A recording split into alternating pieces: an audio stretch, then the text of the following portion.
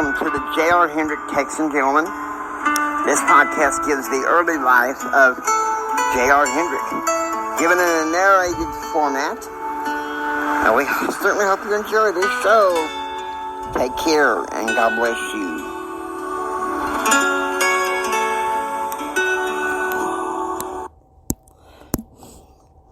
Okay, so we're going on to February 10th. It's 1:45 a.m. Eastern. And of course, Grandma Elizabeth wakes up in the start. She's got abdominal pain. You know, she's dying of cancer, you know. She gathers the medicine and her tonic.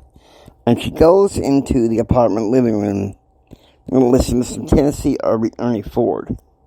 Now, 2:10 a.m. Eastern,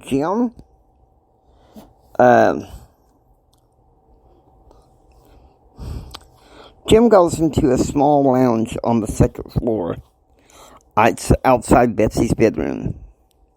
He picks up a copy of the Fort Worth Times, and the top story is written by Brent Clark.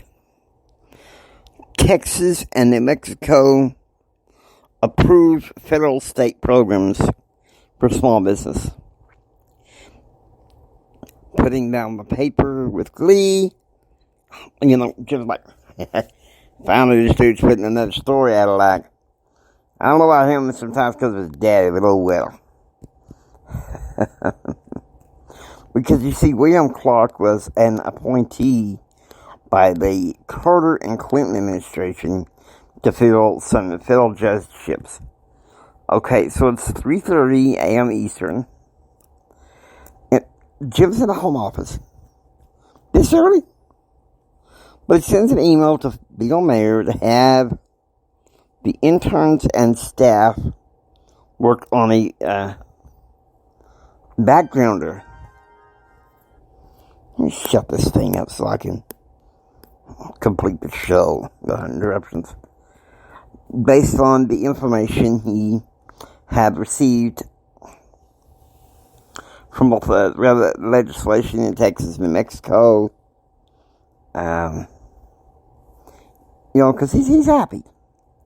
He's celebrating. Now it's 5:15 a.m. Eastern. Okay, so now Jim sees Betsy awake, and so he goes to find her in the kitchen. You know, he's like, what's going on, Betsy? Why are you being this way? Why are you being so cold to me? And she's like, well, don't you get it?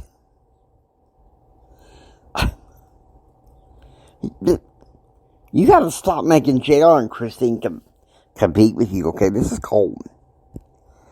And he says, right now I can't stop. Tougher fighter wins. So see, Jim's got this killer instinct in business and politics and family. Now, 6:30 a.m., JR, he's having boiled eggs and bacon for breakfast at the Holy Spirit Club. And he sits down with Brent Clark and Tim Newcastle. And Tim asks, well, how's life with burnout? And Jared's like uninspiring, you know, he keeps the pressure on me to call Jennifer to marry me, and she and I want to do it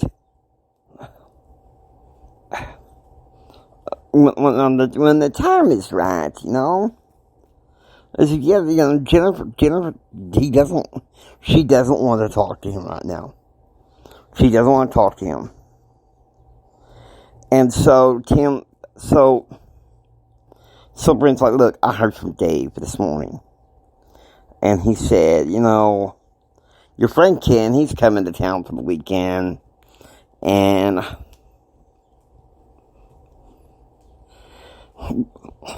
you're sharing the condo with him, Dave, and Tim for the weekend, you know. And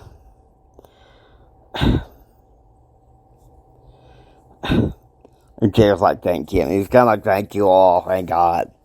Because he's kind of wanting to get away from Charlie. So it's 7 a.m. Central, and JR goes and meets with Dave Smith for a little snack of donuts in the student union.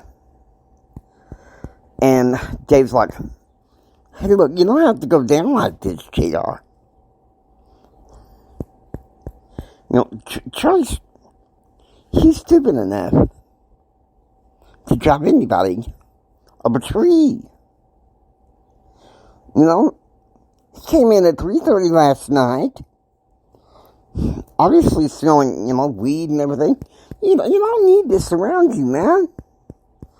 Okay, so it's 10 a.m. and JR's in government relations management class, where the topic turns to how government business relations interact with journalists and the media. Okay, so it's 1:20 p.m. Eastern. Jim is swimming, and he learns from a servant about, he finishes swimming at the old mansion, which hereafter is going to be known as Prince's Gate. The Gentleman's Gate.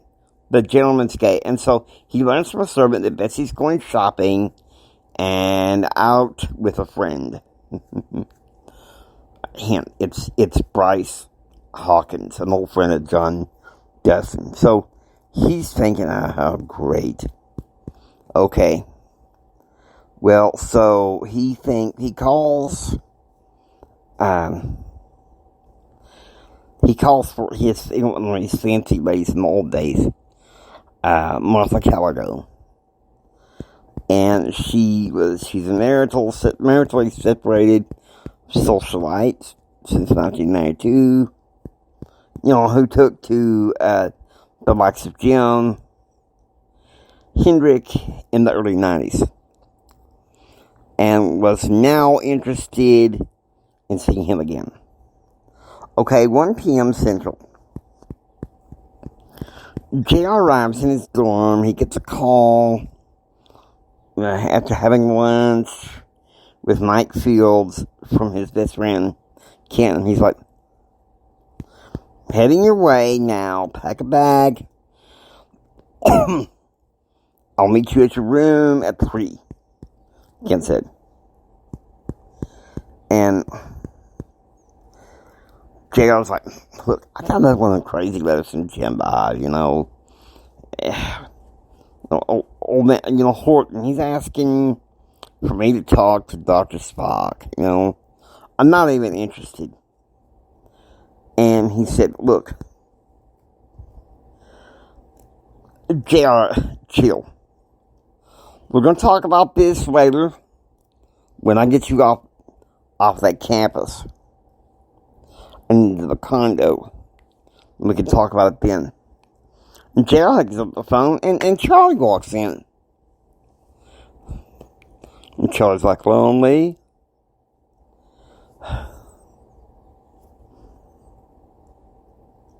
Well, you wouldn't be lonely anymore if you asked Jennifer to marry you.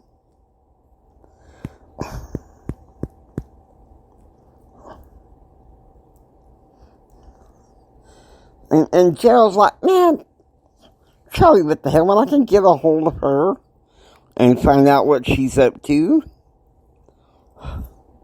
we'll make our arrangements to see each other in New Orleans. You just...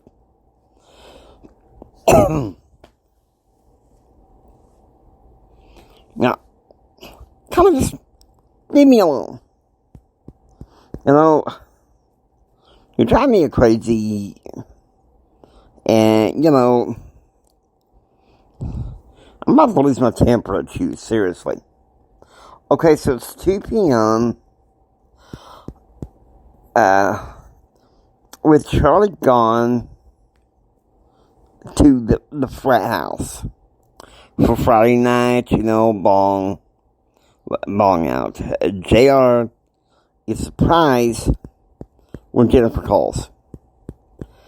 And she says, look, I'm driving up to Houston, and I don't have much time to talk So what's going on? He says, look, I just want to know when and where do we meet? Because we got to talk about this. And Jennifer's like, okay. 2:45 that afternoon. There will be a private lounge, and it will be just me and you. We can talk then. So Jennifer hangs up the phone. And JR, he slips down at his desk,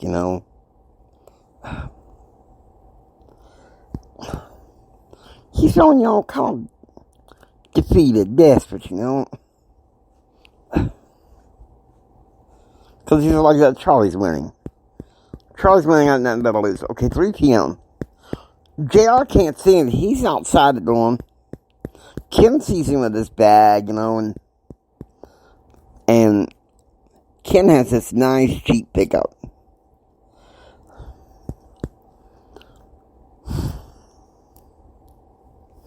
And Kim's like, JR, come on, let's get you the hell out of here. So JR, he happily hops up in the truck.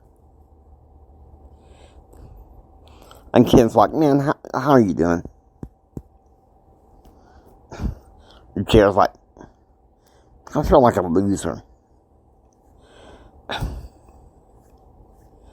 And Kim's like, okay, so let me ask you this.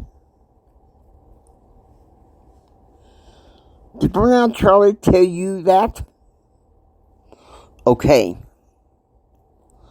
We're going to talk about this when we get to the condo, because I've heard enough to not like him at all. Okay.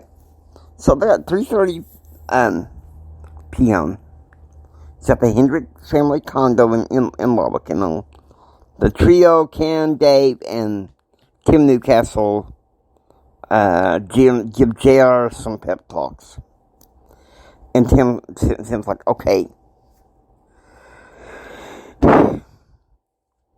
Your dad was stupid enough to get drunk on Christmas. Alright, I get that, I know that hurt you pretty bad. To be honest with you, my dad's pretty pissed at your dad for being that way, man. But that don't mean that you need to just hermit yourself and just hang out with Charlie all the time. And Dave's kind of reiterating the talk that he hadn't had the breakfast net. You don't have to go down like this.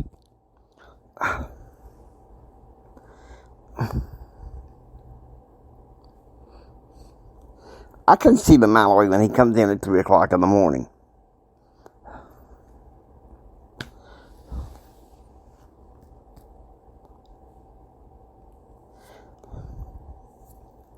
And Ken's like, look, find some other way to help you besides weed. Okay, I get it. Brad is awful. Brad is bad. But let me tell you something. I'm not going to take a liking to Brad than I could ever do for Charlie Nation, okay? I learned to live it in prep school, and I'm going to be honest with you. This is my final impression. I don't like him.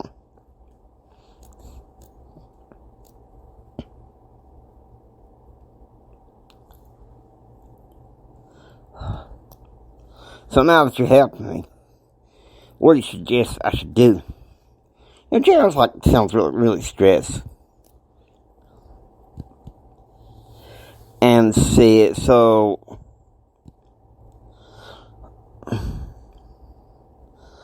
Ken's like, look, as soon as you can, I want you to drop him a roommate, Let me tell you something, we're going to this, San Antonio for the NFB, National Federation of the Blind, Texas Convention. And I don't want him anywhere around you. Spoiler alert, that's gonna change. Okay, so it's 5 p.m. Mike Fields arrives at the condo with his wife, Mary. Okay, this is like old school family talk. Because, as you know, in this episode, in this particular situation, Mike Fields is a character that is, he was an assistant to JR's politician, rancher, granddad. And so, when granddad retired from ranching in 1988 and gave it to like a foreman, he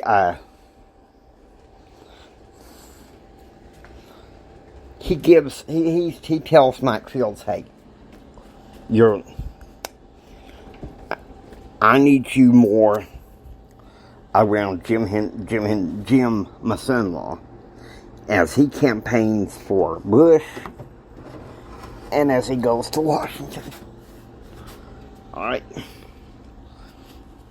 Let me pause and engage this. Okay, we're back. We're back to the conversation. Mike Fields arrives along with his wife, Mary.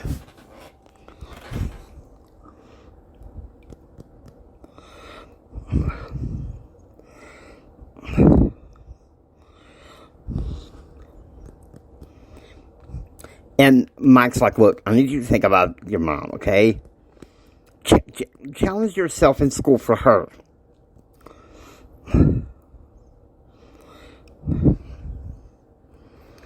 And so,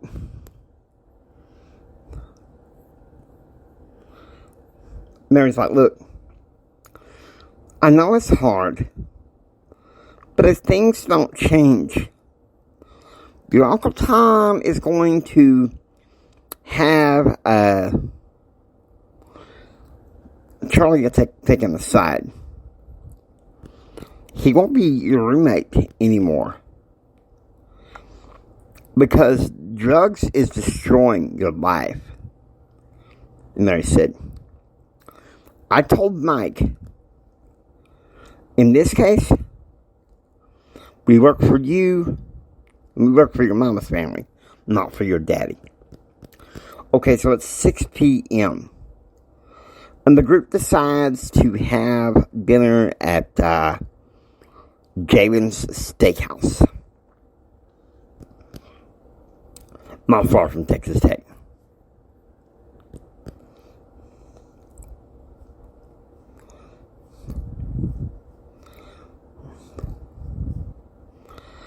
So Ken said, you need to explain to me what got you tied with him, with Charlie.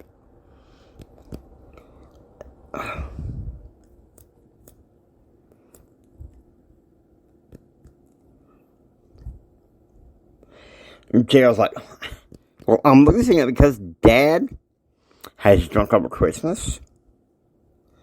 And I'm angry at God because Grandma is dying. And Ken's like, whoa. Don't blame God for that. God doesn't do bad things.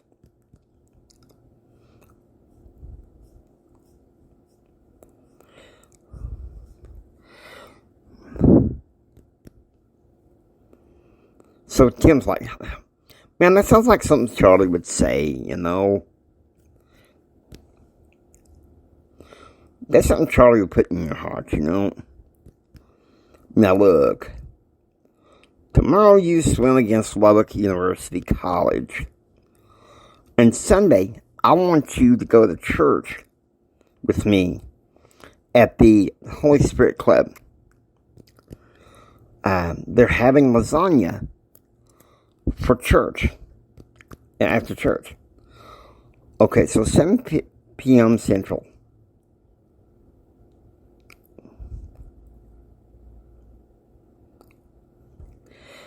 So before decide to take JR's man off Charlie by playing a game of 10,000. And 10:30, JR is exhausted, so he goes ahead and goes to bed. Okay. Now,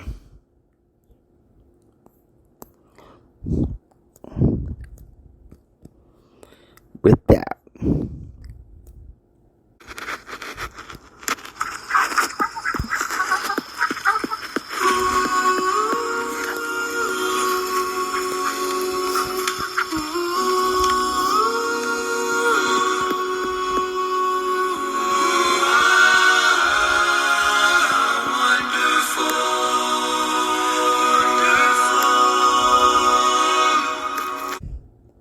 okay, so the next day, that the crew goes to the swim meet against Odessa, against Lubbock University College, and John and JR lost. Okay, so they're back in the condo, and JR is feeling like a loser.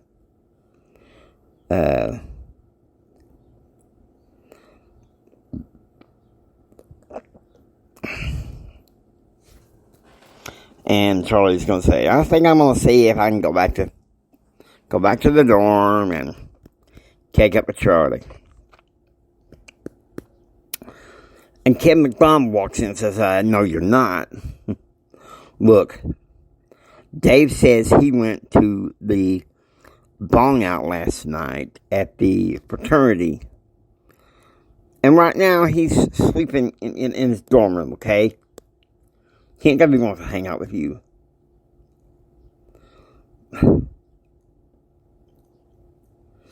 Look, you don't want to hang with this also ran Charlie, Ken said. Dave was telling me this morning that when he can't get his way, he's always calling you a loser, man. Stop. Okay, so Kyle had been, he'd been going to this rodeo in Kerrville. He arrived,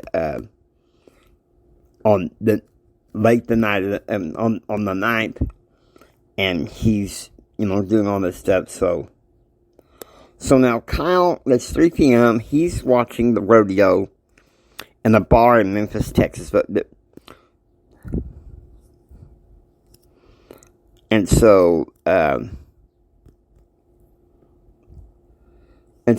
he gets this other guy named Kurt to read the Watch the Cattle car. Okay, so there you go. It's Kyle's 20th birthday. He's going to party. 3:40 p.m. Central. JR won a game of 10,000 with his score being 11,800. Ken was at 9,900. Dave Smith was at 7,600. Tim Newcastle was at 6,800. Kevin McDonald was at 7,200. And Joe's all happy. And what can I say? I guess I'm still good for something. I blew your doors off, Ken. And Ken's like, yeah. It's pretty obvious, man. Yeah, this always happens to one or the other of us. We're going to blow each other's doors off, and next thing you know, and it's more common with you, JR. Ken and I are going to stay and keep an eye on him, at least until he's finished his first days of classes. And Ken's like, well, I got to leave kind of late tomorrow night, so. And Jeff's like, I'm dreading him to go back to him. And Kevin McDonald said, look, you need to stand your ground with Charlie Nation, okay? Don't let him ruin you like he's been trying to do. And I know your parents. And yes, your dad's a hard man and a turd. But at least, Your mom's with you. I want you to think of that. So at 7 p.m., and Jim and Martha are having a dinner tonight. It's tortilla chips, doused in a bean dip, contained ground beef, refried beans, guacamole, cayenne pepper, paprika, queso, and cilantro. Jim would normally have jalapenos, but well, no bet's your clod, so he's got to keep it decent. Okay, so it's 7 p.m., and so Kevin McDonald and Dave Smith come back from the Weymouth Hall diner to get fried burritos for everybody. And so they're playing a game at 10,000 and listening to Rush Limbaugh. Cheers. Happy, joy. 11 p.m. Eastern. Jim and Martha are having drinks. I think I'm gonna take a drink of lemonade with that.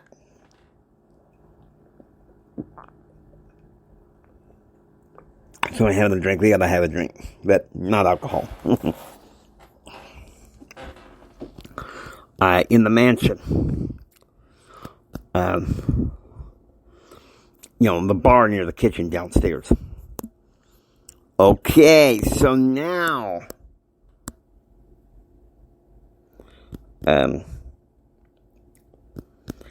February 12th and 13th. We're nearing the wrong one. Dang, wrong one. Maybe this is it, please. I'm going to do a lot of searching and effort to come up with this podcast, so bear with me. Okay, so it's 1 a.m. Central.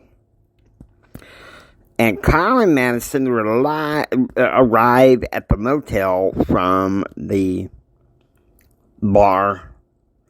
And they're really tired, and they're stinking drunk,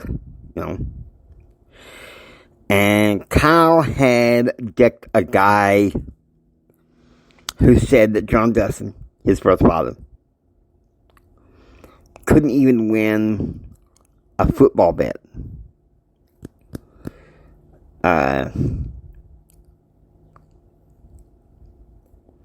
And it's fight spilled over to the man's wife. A good hard slugfish, Yeah, the dive bar. Because, see, it started when first they insulted, the dude insulted John Dustin. Then he insulted, the dude insulted Kyle's wife. Okay, so Madison decks him. And then he decks him. And they're tying up. Next thing, it's woman on woman, man on man, dive bar. I don't even want to imagine. This is JR's brother. We can't even imagine. He's the ruthless one in the family, besides his daddy. 3:15 a.m. Eastern. Grandma Elizabeth. She's up again feeling sick. And so she reaches for her tonic. And going to the living room, she turns on the right light.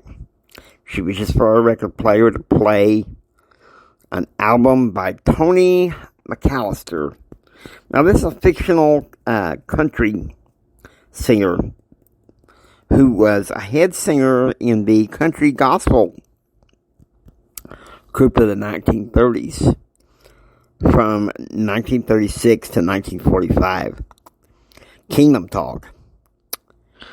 The first three singers were Kyle Maxwell, Barney Tate, and Tony McAllister.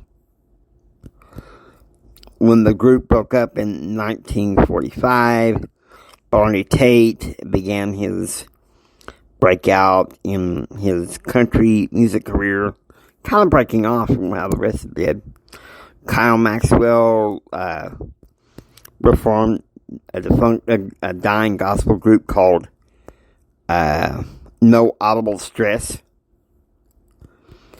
which had been in a smash success between 1937 and 1947. When their lead singer John McPherson announced he was stepping down, Maxwell took over as the lead singer. Others that were part of the deal joined Kingdom Talk and joined other country and gospel groups. But Elizabeth was always fond of Tony McAllister and his brand of, country gospel. Okay, so we go to Jim the Father. It's 4:10 a.m. Eastern. Martha enters the Dream Team Lounge upstairs in formal wear that she feels like she has to wear around her estranged husband. It's obvious she's fixing to go home.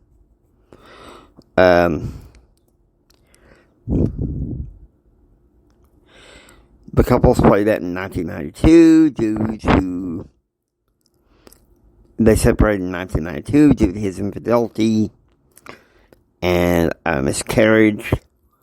Not to mention her husband, Lucius, was accusing her of cheating on him, particularly with Jim Hendrick.